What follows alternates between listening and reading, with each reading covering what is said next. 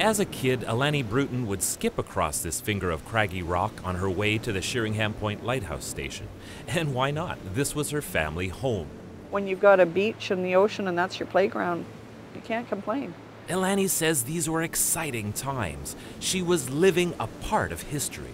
When I was a kid here, the junior keeper shot a cougar from his kitchen window that had been going around. We had deer so tame that they would come in the house if the door was open. And, you know, it was country living at its best. But the lights on BC's coasts are being snuffed out.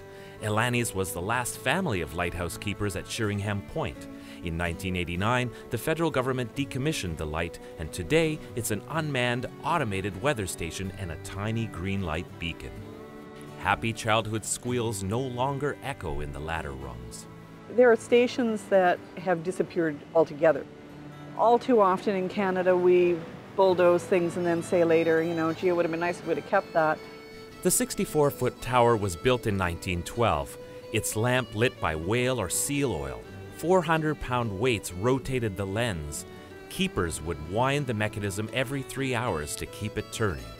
The families that lived here, you know, took a huge role in the coastline and the life that went on along here, preserving it and making it safe and trying to keep it as safe as possible for mariners. It's just a significant marker to that time. Eventually, electricity replaced the oil lamp. A road was built, keepers came and went. Today, all that's left is a ghostly tower and an uncertain future. So, Alani, when you were here, did you ever see a ship run into those shoals over there? Yeah, we had a fish boat run up on it. Since 2003, Alani and the over 200 members of the Sheringham Lighthouse Preservation Society have worked hard to save this beacon of history. Our goal and our mantra is to preserve the lighthouse for now and for generations to come to enjoy this beautiful site. So many people are fascinated by lighthouses, and here's one where we can drive to and people can come and spend some time here. The lighthouse is located just outside of Shirley, a tiny community a few kilometers west of Souk. The Society and over 2,000 supporters want to preserve what's left of the lighthouse as a historic site.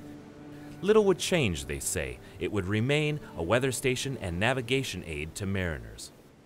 If they're successful, the site would become a park, connected to established hiking trails with the iconic light at its center. The Society has applied for heritage status.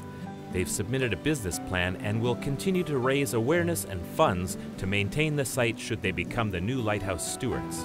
The stumbling block is who's going to manage the property, who's going to keep up with it, who's going to pay the liabilities, what exactly is it going to end up as. We want it as a passive park for people to come from all over. That's our goal. The fate of this historic site now rests with DFO, who are consulting with First Nations people, Parks Canada, CRD Parks, and the Sheringham Lighthouse Preservation Society. And with urbanization at its doorstep, this lonely light will remain off limits to the public. This is our history. This is our coast. And with these things gone, it just changes everything. I guess it would be like going to see the pyramids and there was nothing there left but sand. You know, let's go down to the lighthouse. There's no lighthouse here. It's a point like any other point. I think you just, at that time, you start losing history. Under the Heritage Lighthouse Protection Act, the government has until May 2015 to make a decision. At Sheringham Point, I'm Paul Beilstein.